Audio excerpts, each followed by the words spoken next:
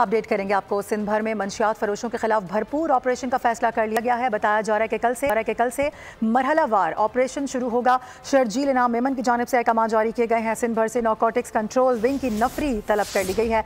गाजी झंडीर हमें ज्वाइन कर रहे हैं, उनसे बात करेंगे। क्या अपडेट्स हैं इसकी गाजी झंडीर?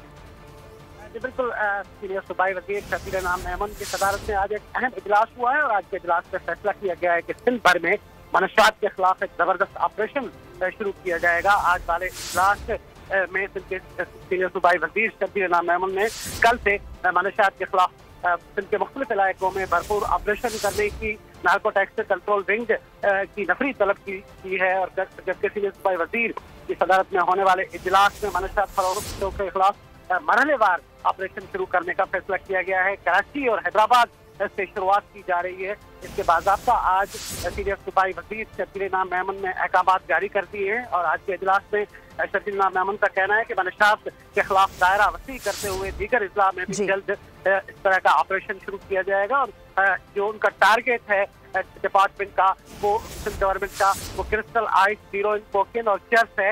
इस किस्म की जो संगीन और मुहल्लक मनशियात है उसके खात्मे के लिए सिंध सरकार हर किस्म के जो उनके वसाइल हैं उनको बरोकार लाएगी। ठीक है, अपडेट करने के लिए आपका बेहद शुक्रिया।